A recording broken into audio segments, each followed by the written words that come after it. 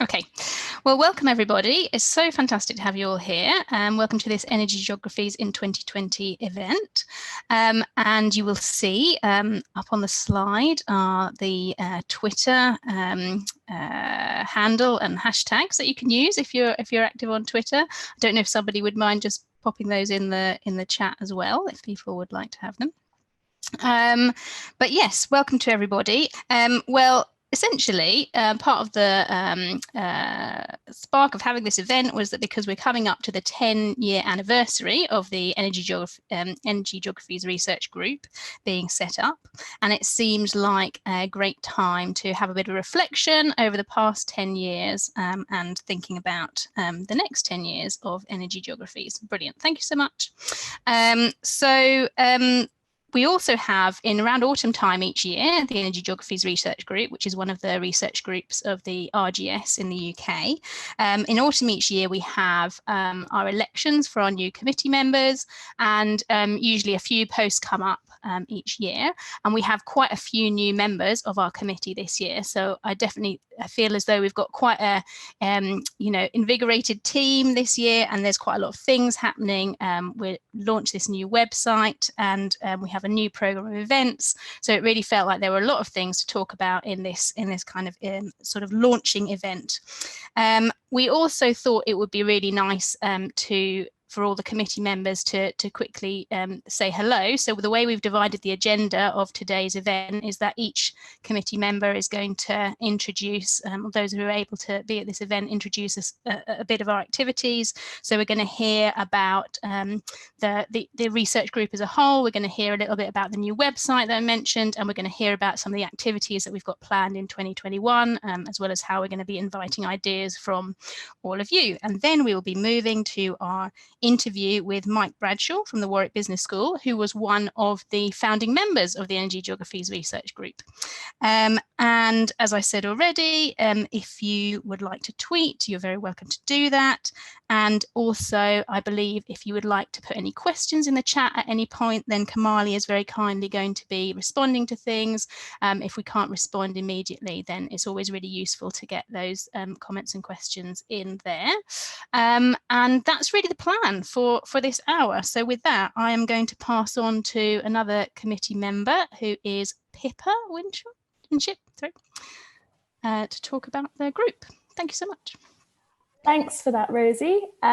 So for those of you who are new to us, the Energy Geographies Research Group is a not-for-profit organisation. We're part of the Royal Geographical Society with the Institute of British Geographers. And the group was set up to publicise and support geographical research and teaching on energy issues. Now, amongst other activities, we put on webinars, networking events, we share useful resources for energy teaching and research, and we sponsor sessions at the RGS annual conference. We also offer bursaries and awards for undergraduate and postgraduate energy research. Now, we're always open to hearing your ideas about how we can best support you, whether you're students, early career researchers, or more established academics. In our exec team, as Rosie's mentioned, you'll meet us all later, but we have Peter, who's the chair, Imogen, who's the secretary, Rosie, treasurer, Kamali's the program officer, I'm the communications officer, Kate and Alice are early career representatives, and Joe is our postgrad rep. So all of our details can be found on the website, which we're going to introduce to you now. Please don't hesitate to get in touch. So I'm going to pass over to Alice to show you our brand new website. Great, thank you, Pippa. So I'm just going to share my screen to go through the new website. I think Peter and you might be sharing at the moment. It seems to not be letting me. Brilliantly, the foolproof plan has not gone quite to plan. Or Peter, I don't know whether you'd like to bring up the website instead and I can talk through it, or so I'll stop sharing. You can run through it. There you go. Great, thank you. Right. So apologies for that. So as part of our celebrations for 10 years of Energy Geographies, we've launched a new website, and this is one of a series of activities being planned for the coming year. So the website is energygeographies.org, and we'll be using the website to publicise upcoming events, funding and sponsorship opportunities. And in the future, we'll be increasingly using it as a way to publicise new and emerging energy research. So details of all sorts of ongoing activities are on the Get Involved page here, but also in other areas of the website. And these activities will also be circulated through our mailing list, and this is a free resource that is useful for sharing developments in the field of energy geography. So please do subscribe to it. You can do so on our contact page. There's a link to subscribe to our mailing list there. So we also have developed a very comprehensive resources page, and so this has many items which are useful for research, study and teaching, whether you're an undergrad, new lecturer or even a professor. There's definitely a lot of content on here that we think might be of interest to you. So there's things like themed reading lists, introductory texts, films, documentaries, podcasts, energy data sets, and so it's definitely worth taking a look. And we're really keen, if you have any further suggestions, it'd be great if you get in touch with us. There's a button here to recommend a resource, because we're keen to keep it as a very evolving and dynamic resource for everyone's use. So here you can see we have our group page, and on here we'll have webinars and the kind of video of the webinars that we've kind of completed. So here's our teaching one from September, and these will also be available on our YouTube channel. And so another item that we host on the website are the entries, the winning entries from our annual dissertation prize. So in May every year we advertise for submissions for energy geography related dissertations, and we really encourage submissions because it's a very valuable process. Winning dissertations receive a monetary prize as well as having their dissertation featured online. So as you can see here, this year's winners have now been put up. So in first place we had Elise Nyborg of Cambridge University with a thesis entitled Constructing Indigeneity in the Narrative Networks of the Fosen Wind Controversy. In second place there's Tom Abbott from Southampton with identifying potential sites for CCS hubs in Great Britain using GIS-based multi-criteria evaluation. And in third place we had Ethan Kirkham from Aberystwyth with addressing climate change in an era of neoliberalism. So congratulations to all our winners this year, and I'll now pass on to Kate, who's going to be talking about our activities in 2021. I'll stop sharing and pass over.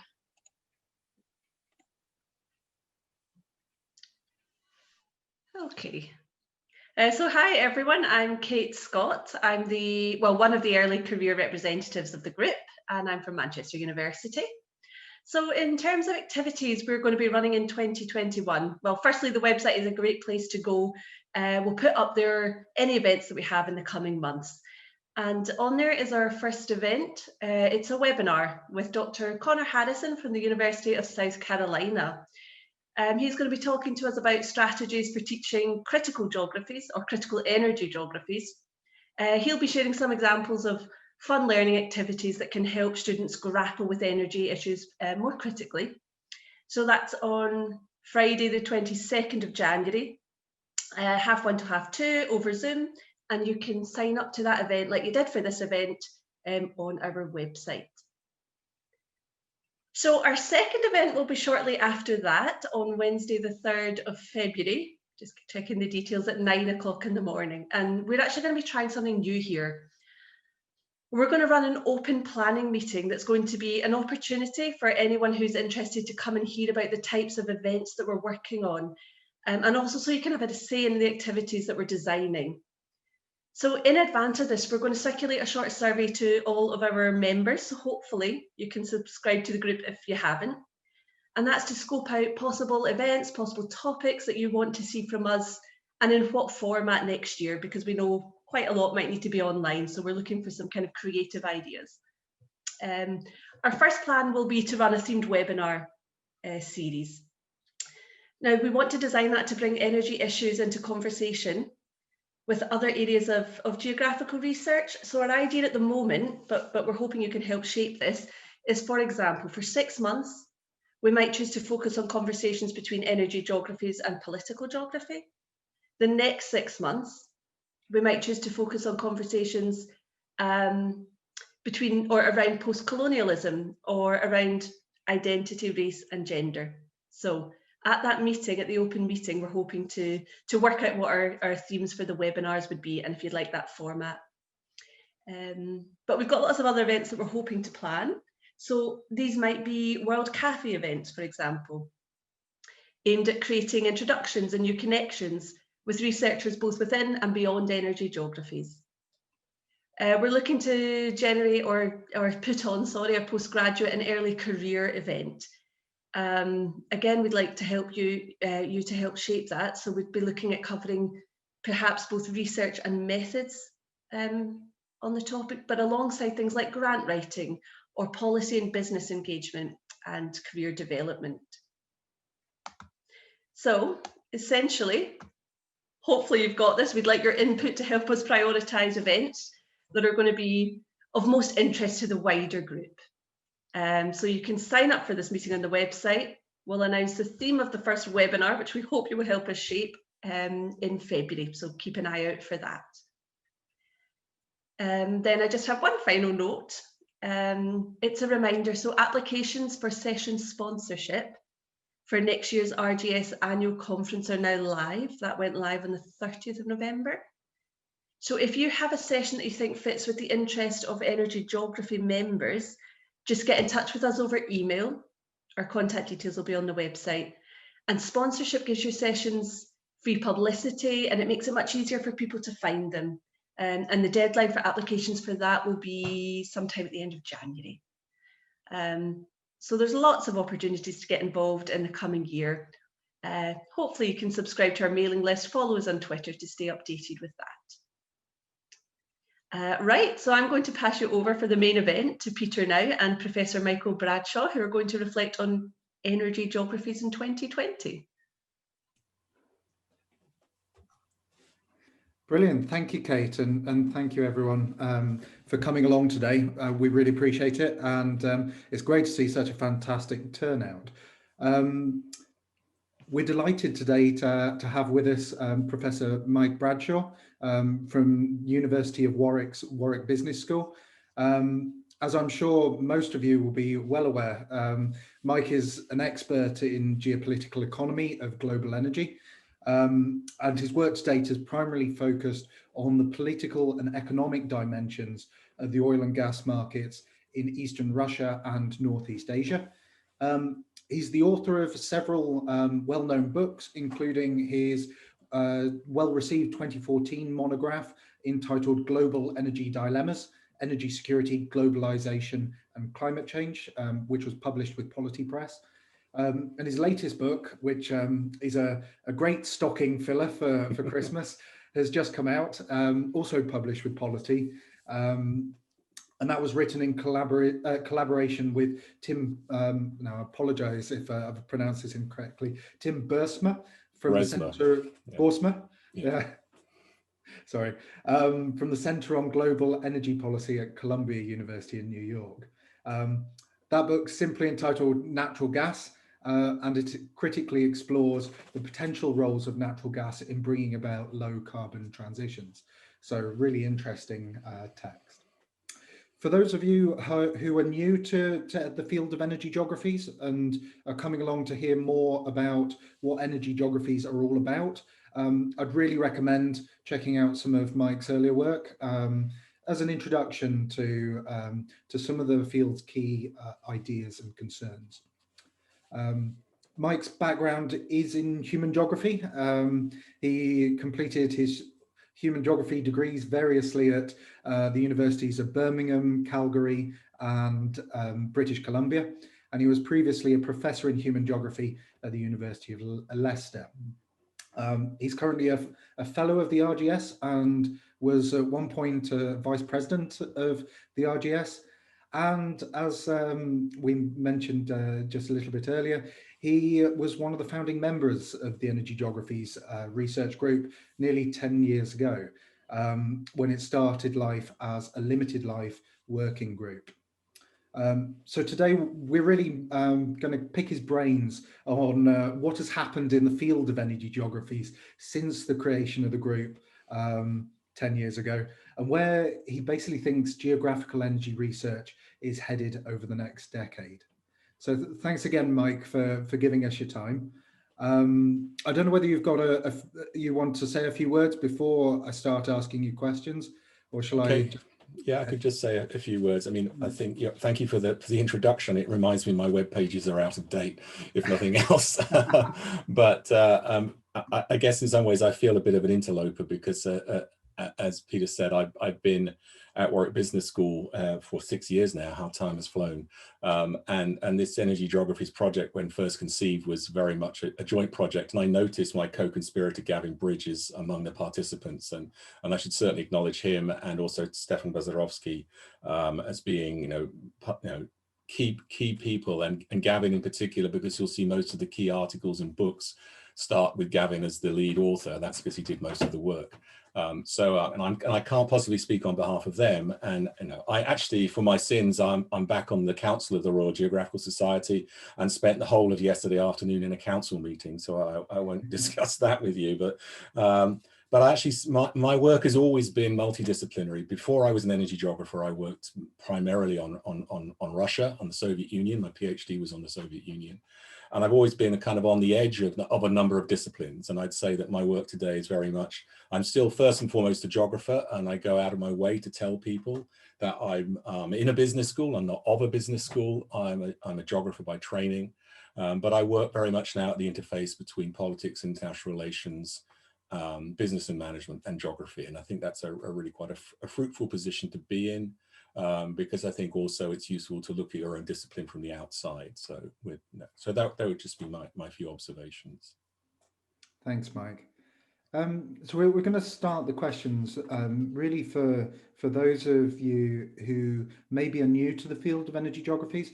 I was hoping, Mike, you might be able to give people a bit of an introduction. So firstly, I guess we'll kick off the question, well, why is it important to study energy issues today?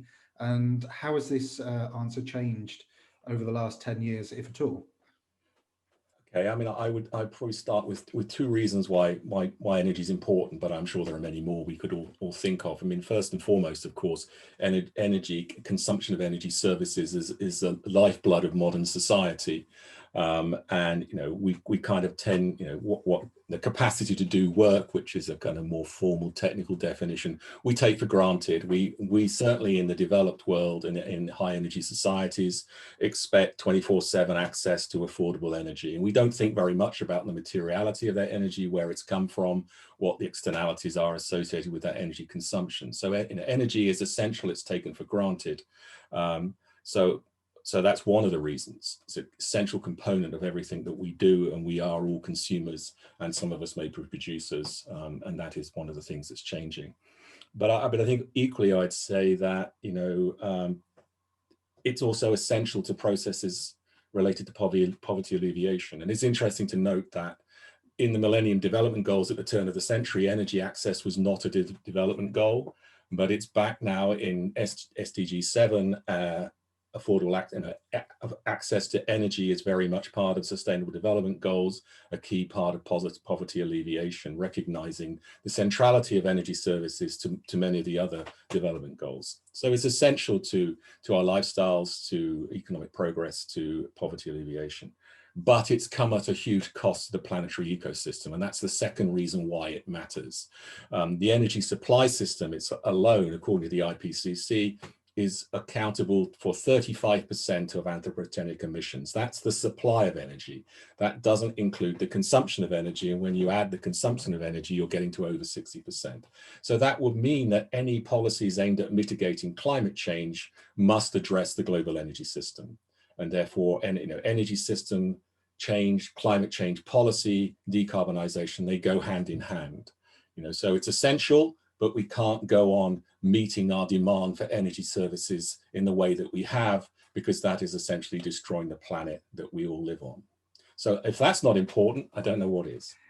How has it changed? I'd say that actually, if you think about it, if you go back 10 years, and it's interesting because at the moment I'm writing a review for Geography Compass, quick plug as I'm the editor of that journal, which is revisiting a review I did, I think, published back in 2009 on the geopolitics of energy security.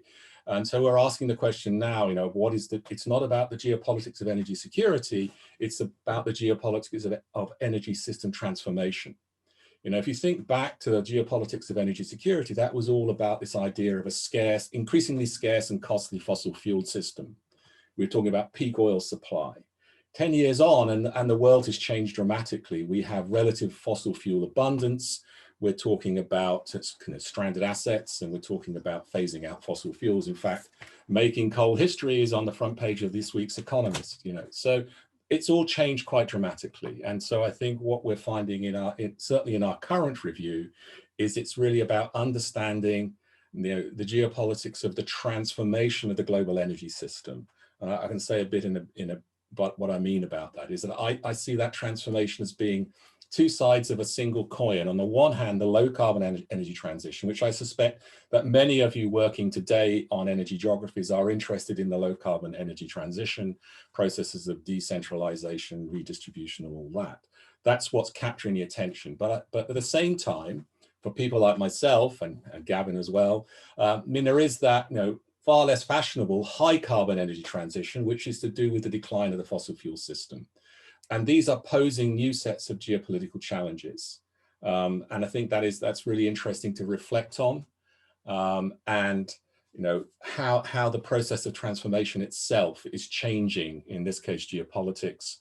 And unfortunately, I think this decade is going to be a decade when we've got all the mess associated with declining fossil fuel systems alongside trying to manage the emerging challenges that go with the low carbon system. So if you reflect back from 10 years ago, it's changed beyond recognition, but many of the old problems remain and new opportunities and challenges have to be worked in. And the final thing I'd say there is that I work with the UK Energy Research Centre. I'm a co-director there, and we've always championed what we call whole systems energy approach to energy systems. We look at the interrelationship with the whole energy system. So not looking at one element just in isolation, but looking at the interrelationship between the two. So the interrelationship between low carbon energy technologies and the decline of the fossil fuel system. So it's, in short, it's got a whole lot more interesting, a lot more important, and a lot more challenging. Great answer. Thanks, Mike. And just you've touched on a number of these points already, but kind of what is it that that geography specifically brings to the study of energy issues?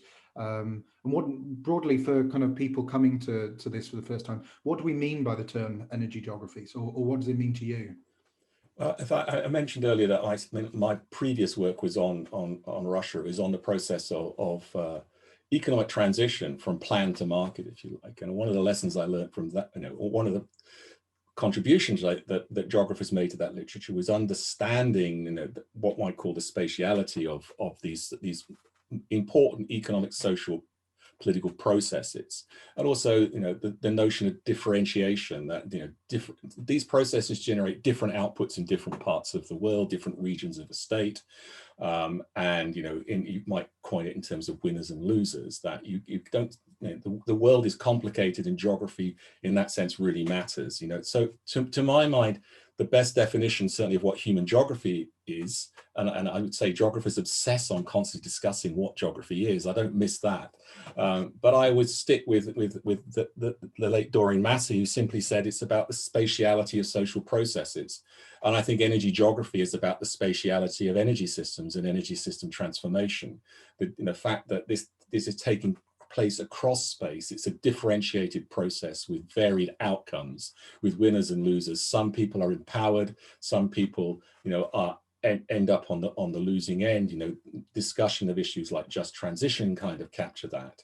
Then you know, looking at it simply as a flow diagram, an energy system model with no connection to places and the messiness of the world is missing that essential element. So I think for me then, you know, the whole process of energy transformation is inherently geographical, inherently spatial, and needs to be understood as such. And if you fail to understand that, then, you know, you can't understand the economic, political, social consequences and how they feed back into often opposition to change as well as acceptance of change. So, you know, it's all of that.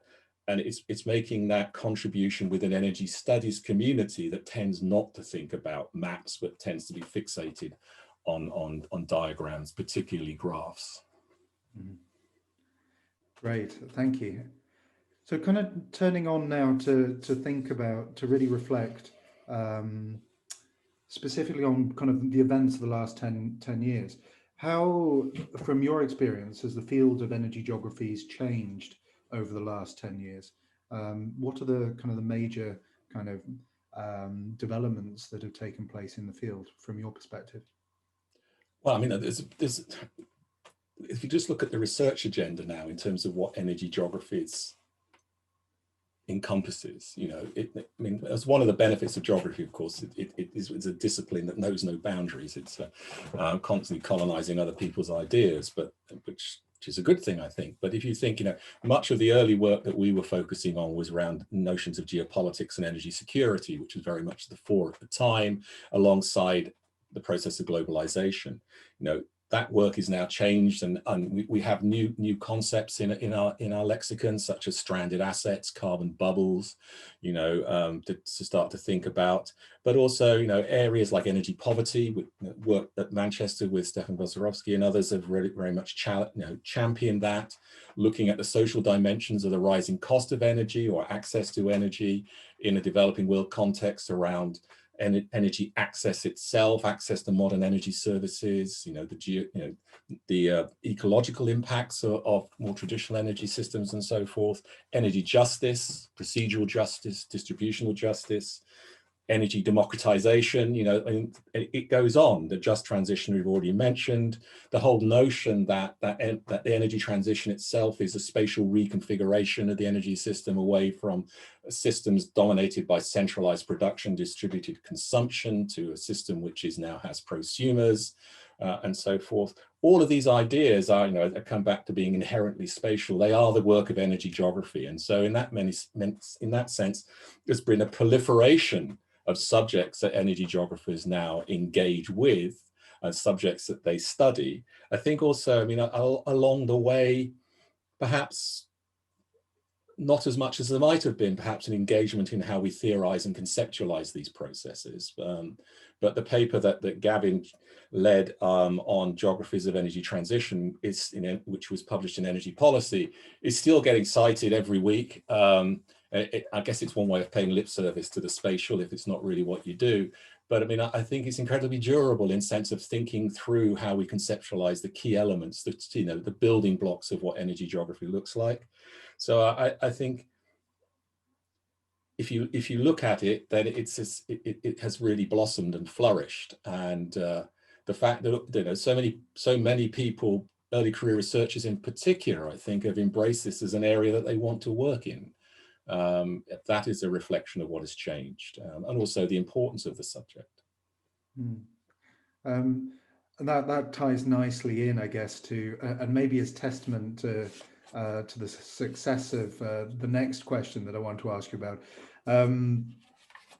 You were involved in setting up the Energy Geographies Research Group nearly 10 years ago now. We're going to celebrate its 10th birthday next year. I wondered whether you would mind kind of, mainly on behalf of the people here today, kind of just discussing the initial purpose of the group and its objectives, and whether you think those objectives have been achieved, and if there are certain objectives that haven't been achieved, what kinds of work maybe needs to be done to achieve them. Well, I mean, thinking back, I mean, it actually, prior to the establishment of the Limited Life Working Group, there was an ESRC research seminar, and back at that time, the ESRC would provide groups of researchers with a relatively modest pot of money to run a series of seminars, and those seminars were intended to be multidisciplinary, primarily social science activities that would have a theme and would be at different locations. And actually the origins of the Limited Life Working Group stem from an ESRC research seminar series that together with Gavin Bridge, Stefan Bozarovsky, and Nick Eyre, who's now the head of CREDS, the Energy Demand Centre, we put an application together and had a series of seminars funded with the explicit goal actually of trying to set up a dialogue between the relatively few geographers at the time who were interested in energy issues on the one hand and the energy studies community on the other. And I think it happened at a good time. You know, I've been involved in the UK Energy Research Centre actually since that time. And when UKERT first started out, it was very much an engineering modelling enterprise, and it itself has become far more open, and then the engineers would say now, given over to social science. That social science within energy studies more generally was gaining greater traction. And asserting a role which was not just about convincing society that the scientists had the answers, but wanting to look more at the social science dimensions of energy systems, public attitudes to energy system change, and so forth. And so we wanted to create this dialogue, and I think that was quite successful. And it's actually that seminar series that resulted in the paper that Gavin led, which was published in Energy Policy. And having created the momentum, I think the next thing was, well, you know, what do we do next kind of thing? And what do we do next was to have a limited life working party. I had previous here because I had been involved in the 1990s with the post-socialist group, which was developed within the RGS. And actually, I mean, and again, if you look back at the objectives, I don't have the paperwork because I seem to remember that at the time I was actually the vice president and couldn't be involved in the submission, but helped behind the scenes to make sure it happened. Was, you know, it's really twofold. On the one hand, to build capacity within geography around energy studies, you know, to create a capacity for geographers to engage in research about energy, and at the same time to be thinking about the kind of questions you posed about the spatiality of those energy systems, a whole set of new research agendas emerging out of the energy transition and so forth. So on the one hand, building capacity in geography, and I think also then building a dialogue between geography and other energy researchers, so that geography became part of the conversation and not taken for granted, and other energy researchers started to ponder the geographical and distributive impacts of the energy system changes they were recommending. So I think that dialogue succeeded. Geographers got a role, geographers got funding for energy research, you know, particular universities and departments became, you know, very successful in attracting research funding, getting postgraduates, postdocs, and so forth. So I think we really did build that capacity. So I think, yes, it was all about creating that capacity, creating creating an opportunity, say in the international conference, to bring people together. And I'm struck just by how, you know, at one point it seemed like energy geography was taking over the conference because there was so much going on. And actually part of that reflected what I thought at the time was a problematic failure really for the society to have an effective climate change research group. You know, there was talk at times about creating energy and climate change. We didn't do that. Climate change is kind of resurgent, but you know, you would think a discipline like geography would be more mainstream in that debate than it actually is. But I think energy geographies has gone from strength to strength. So that, you know, the Limited Life Working Party doesn't naturally result in a research group. You have to then make the case to become a research group. And then having been a research group, you are subject to regular reviews to make sure that you are delivering. And I think there's no doubt that the research group, thanks to you guys now, has certainly delivered and become one of the more active groups within the society. Great, thanks, Mike. So looking ahead to the next 10 years or so, what do you see as being the key areas of growth or kind of academic engagement for geographers interested in kind of energy issues? Well, I think the opportunities are going to be, I would say not limitless, but I think, as you know, one of the things that I've been reflecting on with colleagues, and we have a UKERT project on the geopolitics of energy system transformation, and Gavin is one of the co-investigators on that, together with my colleague at Warwick, Caroline Kuzemko. And one of the things we have been reflecting on during the pandemic is the impact of the pandemic on what we're calling the politics of sustainable energy transformation or energy transition. And we wrote a sort of think piece for energy research and social science around this, where we know, and sort of the exam question really was, you know, to what extent will the pandemic accelerate or retard the progress of the energy system transitions? You know, and I think the jury is still out. And I'm involved in a similar working group at Chatham House, actually looking at the oil industry. And I have to keep reminding my colleagues at Chatham House that the outcome is geographically differentiated, and it will be very different in different parts of the world, kind of harking back to my energy dilemmas work. So I think there's plenty of scope. I mean, think in the UK, we are very well positioned in that we have a government, if you believe the rhetoric, committed to net zero. We have a 10-point plan, which to my mind isn't a plan, but we could discuss that later. We've certainly set some challenging targets, 68% reduction by 2030. You know, outside of Brexit, we have our own NDC within the Paris Agreement. We also have, you know, issues like the levelling up agenda. I've been heavily involved in studying what was initially the shale gas conflict, now I would describe as the shale failure. And I think there are many lessons to learn there about how central government at least can garner public support rather than opposition for the development of energy technologies and the building of energy infrastructures, because getting to net zero is going to require a lot of new infrastructure being built. And we have to accept that and understand that. So I think there are going to be plenty of opportunities to sort of do that kind of work. And that kind of probably preempts in the areas where I think more needs to be done. It kind of probably preempts your next question in some ways, because I was struck by your notion of having conversations with other sub-disciplines within geography. And if there's a failing, maybe it's not necessarily a failing of our own, but perhaps a failing of the more traditional sub-disciplines. You know, and I want someone who within human geography has always worked in economic geography and political geography. And I feel that economic geography is missing the boat here. You know, Gavin and I have written papers using the GPN perspective on global production networks in relation to oil in Gavin's case and gas in the case of the two of us. But, you know, there are relatively limited examples of economic geographers engaging in studying the energy industry.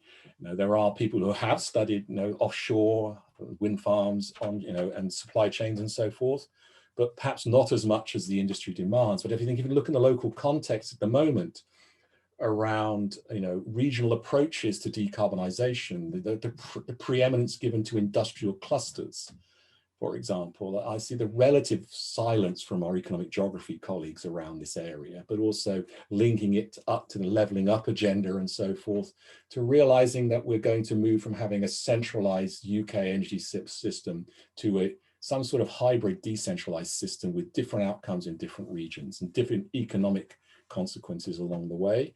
So I think it's, you know, we don't want to keep all the opportunities to ourselves, or do we? I don't know. But I think we do need to engage with geographers more generally to say, you know, I mean, energy is central to net zero, you know, and it's not the only part of net zero. Net zero is a whole economy, whole society challenge. But it doesn't take much to arrive at an energy or an energy service question when you're studying the challenges of net zero. And I guess wearing my RGS hat, I would say that, you know, geography as a discipline has missed the boat too many times. We missed the boat on globalization, as Peter Dickin pointed out in an article in Transactions. I think we've probably missed the boat on climate change as a discipline. And we have the necessary wherewithal in the discipline to actually seize the moment around net zero. But I don't really see it coming out of the society at the moment. And I think that's something the society needs to embrace. As part of perhaps a more global approach to achieving decarbonisation. But of course, net zero commitments are themselves proliferating. You know, so China's net zero, you know, Biden will be with net zero and so on and so forth. So I think there's a huge opportunity there, and we don't want to miss that boat. And it's an opportunity to have conversations within the discipline with colleagues in related areas. I mean, development geography is another area where I don't think there's been sufficient dialogue. And I think development geographers often fail to understand the centrality of energy access to processes of modernization. But I think at the same time, we as geographers and energy geographers need to be part of the conversation around energy research because this is an area which has got a lot of funding, but a lot of the funding seems to be for technology. And I don't need to tell you that technology is the start, not the end of the solution in many cases. And if you don't get the social science right, you don't get to deploy your new toys. So I think, lots of things, lots of opportunities.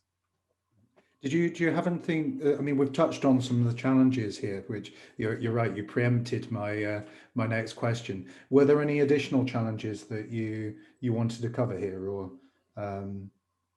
do you like, as in kind of challenges facing kind of geographical energy research, or you feel I think there's a kind of perennial challenge, and I faced it as a kind of area studies specialist earlier on in my career. Is if you are an energy, consider yourself to be an energy geographer, where do you publish? It's not straightforward, because if you publish, if you want to publish in, the mainstream geography journals, they may not appreciate why energy geography matters. And equally, if you want to publish in the mainstream energy journals, they might not appreciate why geography matters. And so, fortunately, some of the newer social science energy journals, Energy Research and Social Science would be a case in point, is a safe home. But then the question then comes, how is a journal like that review, how is that perceived in something like REF, or in the process of career advancement promotion? So I mean, Energy Policy is a different type of journal from Energy Research and Social Science. And of course, then there's a whole slew of other journals where energy research can be published outside of geography. Like, Climate Policy would be another one, Nature Energy, and so on and so forth. So I think, thinking strategically about where you publish, I think, is important, and seeking guidance on that is important. I think being able to work in an interdisciplinary environment is also important, because most of energy research funding now is in big multidisciplinary projects, many of which demand a social science element. So there's lots of opportunity. I'd say there is also opportunity in some of the established research centres that have flexible funds for you to be applying in. So I think thinking strategically about where the opportunities are, where you publish, and actually having the group perhaps help with that. Convening. I remember many years ago when I was editor of Area, I went to a postgraduate research group events and gave a short presentation on getting published. But I think, if you've got people who are journal editors on the editorial board of key journals, get them involved in trying to, having something around how to publish energy geographies, because it's not in a generalist journal, it's quite challenging not to get too bogged down in the technicalities, but you don't want to dumb it down either. I think it's a difficult judgment to make, and I'm sure there's others that could advise on that. Great, thanks. I'm conscious that I want to give people a little bit of time to ask their own questions. But just on that note, what do you see as being the roles of research groups like the ENGRG in kind of furthering this field of energy geographies over the next 10 years? Are there kind of key things that we could be doing that you think would be valuable here? I mean, I talked about collaboration and interdisciplinarity. I think they're particularly important. I think, I'm involved in a number of research programs at the moment. I mentioned UCA, but I'm also involved in the program on unconventional hydrocarbons in the UK energy system, which does involve quite a few geographers. Is that there are opportunities for collaboration with other disciplines, but within geography. This whole thing started as a research seminar where we were trying to create a dialogue between geography and energy studies. It's then become a research group that was aimed at building capacity and supporting research. And I don't see any need to change that. That's in terms of an objective. It might be worth taking stock of where energy geography. I'm not the right person to ask in some ways, because I haven't been in a geography department for a number of years. But actually taking stock of how the discipline, subdiscipline, whatever you want to call it, is perceived within geography. I know the group is very well considered within the RGS as being an active research group. The other thing I'd say, is that one of the things I've been involved in since the pandemic is Geography Directions, the RGS blog. And that partly because when the blog first started, it was also connected to Geography Compass. It's that link is not as clear now, but it has been rejuvenated quite significantly during the pandemic. But that may be a good place to publish a series of blogs celebrating your 10th anniversary. Now, there are some energy blogs there. I wrote one on the future of petrostates, or one of my postdocs has written one on net zeros and international norms.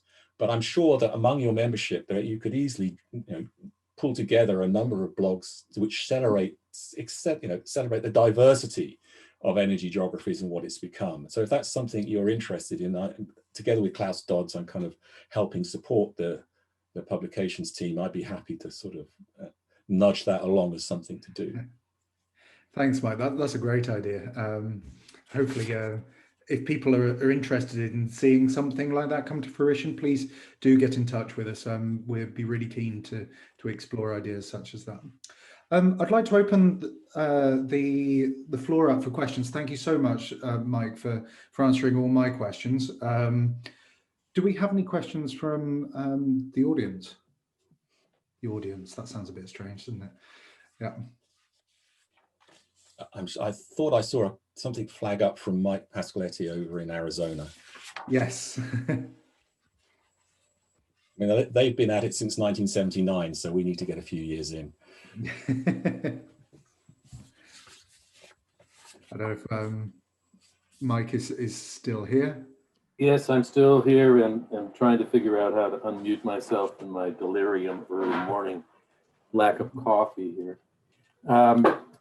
Mike, I wanted to ask you a question regarding some work that has prompted this question. That I'm working on the Navajo Reservation in Arizona, and one of the objectives is a result of the just transitions issues as they've closed the largest coal plant in the western U.S., which is on Navajo land, and the Navajo have lost something like $80 million a year in revenue.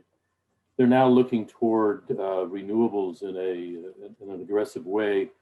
One of the issues that has come up in that regard has been the intermittency of renewables, and although they have an enormous amount of resource there in terms of solar and some wind, they also have the intermittency that they have to worry about. So some people have been discussing the use of hydrogen as a storage medium, and I wondered if you have any insights into the use of hydrogen, or the use or the idea of hydrogen, either hydrogen from fossil fuels or hydrogen from renewables. But I haven't heard, I didn't hear you talk about that with regard to the UK or Europe. Has hydrogen actually come into the discussion at all? Hydrogen is everywhere. It's the new latest thing, and of course, obviously, as you'll be aware, that hydrogen has been fashionable before, but I mean, this time around, hydrogen seems to have gained greater traction, and many shades of hydrogen. The green hydrogen, based on renewable energy, blue hydrogen based on methane, grey hydrogen, which is the way we produce at the moment in refineries and so forth, and even something called turquoise hydrogen. I haven't a clue what that is. But I guess we have to look at particular contexts as to why hydrogen is so much in vogue at the moment. There has been an interesting distinction between the hydrogen narrative in the UK, which has really been driven by gas networks as a means of keeping methane in the mix, assuming we would have steam reformation and CCS or CCUS, and a narrative in continental Europe, which was much more around green hydrogen. But I think the two have merged now, and you tend to hear discussions around starting with blue hydrogen to get the necessary infrastructures built, because we're not going to have enough surplus cheap or free renewables to make green hydrogen viable in the short term. The idea would be that longer term methane would be phased out as renewable capacity became more available. So yes, it's very much part of the agenda, but I think it's still probably dominated by a kind of gas networks, methane. Decarbonizing natural gas is a kind of oxymoron that they talk about, but it only works, of course, if you can sequester the the carbon dioxide. Now, in the context you're talking about, where you've got abundant but intermittent renewables, then hydrogen can be part of a solution, certainly. Whether it's a solution that what you do with the hydrogen is the key question. I mean, you can then simply be using it as storage and driving power generation in those lean times. But here in the UK, hydrogen's become part of a strategy to decarbonize those difficult to decarbonize sectors, particularly heavy industry, because it's going to provide the heat that electrification can't provide. So yes, it's very much part of the agenda, but equally, I mean, some of my colleagues have been working on what a geopolitics of a hydrogen industry might look like. I think that's somewhat premature, but it's interesting to see, Saudi Arabia made its first delivery of ammonia to Japan as part of a hydrogen model being built. There are other parts of the world wanting to develop a hydrogen economy. I see Australia and Japan are cooperating around that. Again, the idea of being renewable power generation in Australia could produce green hydrogen. And eventually then you'd have a hydrogen rather than an LNG industry. I mean, it's all a long way away. And then of course, then you do get the other side of it where engineers come along and point out the laws of thermodynamics mean this is complete nonsense, but also say, yes, but hydrogen is a smaller molecule. It's harder to work with it in brittle steel. You're in danger of locking into something that has not got long-term viability. It's very expensive and so on and so forth. Personally, I decided that methane is one gas and that's enough. I'm not going to get too engaged in hydrogen. And my interest in hydrogen in the UK is primarily in terms of how much methane it keeps in the mix, because there are different scenarios over here. And if you are interested, I'd recommend you go and look at National Grid, the system operator in the UK, who produced a set of energy scenarios. They've also just produced a hydrogen plan in reaction to Boris's 10-point plan, because there are versions of a hydrogen economy that keep a very large amount of gas demand in the UK energy mix. And the problem there is that we're running out of domestic production and we're not going to have shale gas. So that means imports of natural gas will remain very high. So yes, very much in the discussion. Thank you. Thank you both. Pippa, you said that you're kind of overseeing the chat questions. Did you have any curated? Yeah, sure. So I found there's a question posted here from Bryn, who's asked for Mike's perspective on the American situation. Bryn, if you're happy to, maybe you can explain a little bit more about what you think about that. Yeah, the only thing I would say, Pippa, is that obviously the American energy system is a lot larger and B, more complex than any of the European systems. And Mike has an enormously great experience in examining this, particularly I think from the renewables point of view, as he was pointing out before, but also, shale, the shale oil business, all these things sort of get magnified somehow in the American situation, and they get politicized a lot more. Maybe it's just being in Canada, I just see the US as being that giant elephant that's treading on the poor Canadian mouse all the time.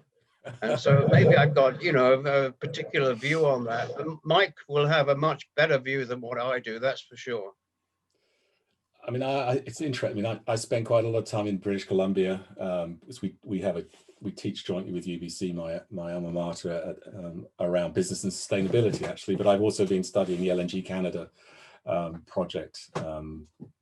It's got many parallels with the Sakhalin projects I studied in the past. I mean, I think the problem for Canada is that the United States doesn't want your energy anymore.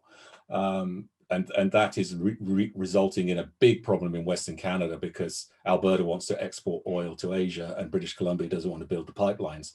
So there's so Canada itself is challenging, and how does Canada's desire to be, its green credentials sit with the fact that it's a major hydrocarbon producer, and actually it produces some of the worst hydrocarbons in the form of oil sands when it comes to carbon intensity emissions. I think south of the border, yes, it's incredibly complicated. I mean, our colleagues in the US will know the difference in different parts of the US. The relationship between shale and climate change is a good example. That clearly The shale revolution has driven decarbonisation because it's replaced coal with gas. It may have hindered the growth of renewables, I don't know, but renewables are growing just as quickly. The problem really is that shale has also come with other problems like the fugitive emissions of methane, which is a more aggressive CO2, a more aggressive greenhouse gas than CO2. But the on balance, I would say that, you know, the irony is that under Trump, America decarbonized far more rapidly than anywhere else in the OECD, but not as a consequence of government policy or there being a federal climate policy. What happens next is going to be very interesting to see. I think the pandemic has put a major dent in American energy independence, but shale will recover. But it may be that we look back at 2019 as peak shale oil production. But again, obviously we've got a change of administration, but I would say, again, the lessons from the Obama administration actually is what happens in the upper house, that, you know, if the Democrats don't control the process of getting legislation through, there's a limit to what Biden can do, and could be frustrated in the way that Obama was. I don't see anytime soon, you know, a kind of big bang federal agreement on climate change that everyone signs up to. But that doesn't mean that there's not a lot happening at the local level, and Mike talked about the closure of a coal-fired power station. The bottom line, I think, is that we should be optimistic now, because the United States will be once again in the tent, not outside the tent, which is where Trump was going to put it. So yes, lots of interesting things, and maybe opportunities for collaborative work around in these areas. Brilliant. I realise we're sorry, Pip. I realise we're at 2 o'clock. I don't know, Mike, whether you have to dash off or whether you're happy to stick around for another 5-10 minutes. I don't have to dash, but I can't believe there are any more questions. Well, let's maybe do a last round, Pip. If there's anybody who's got any questions, if that's okay. Thanks to everyone who submitted questions so far. Yeah, I think Pratik's asked a really good question here. If Mike knows any specific research projects going on around energy geographies in India and South Asia, and whether you have any comments on that. I don't. I mean, it's interestingly, one of the benefits of being in a business school is that it's a very international community, and I actually do a lot of teaching, actually nearly all my teaching, on our MBA program, and I support dissertation research as part of what I do. And I have had a number of Indian MBA students working in the Indian context, which actually is really fascinating.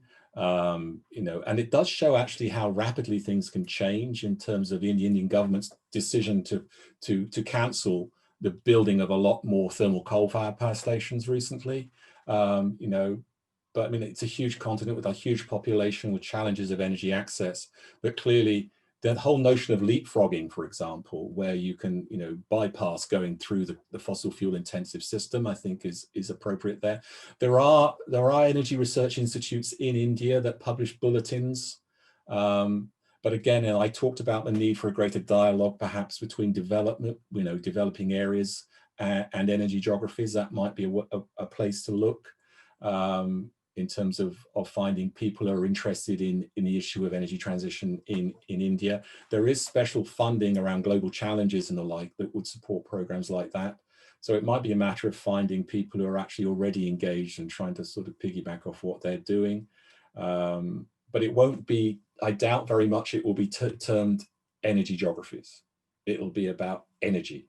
And it might be about local community solar development or whatever, or it might be about scaling up, or it might be opposition to infrastructure or whatever, you know. But as I say, you don't have to scratch the surface of an energy project for very long to find a geographical dimension. Fantastic, thanks. Were there any more questions before we draw the meeting to a close? No more in the chat.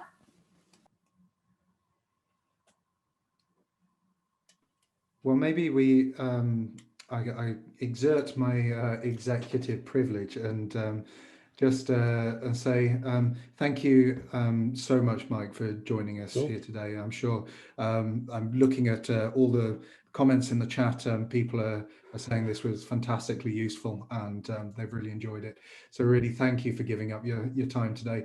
thank you everyone who's been in attendance for coming along. We look forward to hopefully seeing you all at future Energy Geographies events. We've got an exciting program of things coming up for the next year.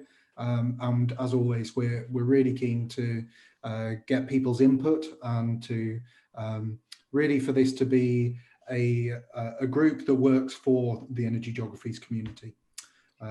Was Joe just going to mention the survey quickly, Peter? Oh yeah, sorry Joe, thank you.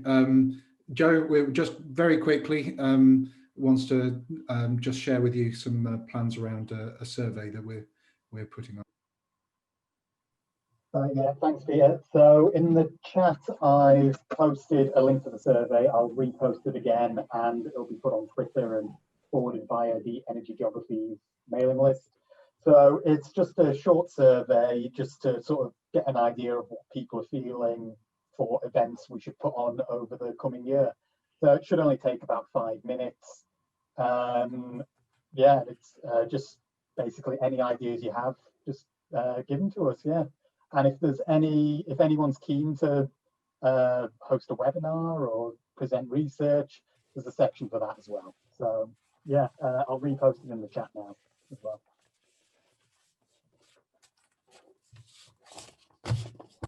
Perfect, thanks Joe.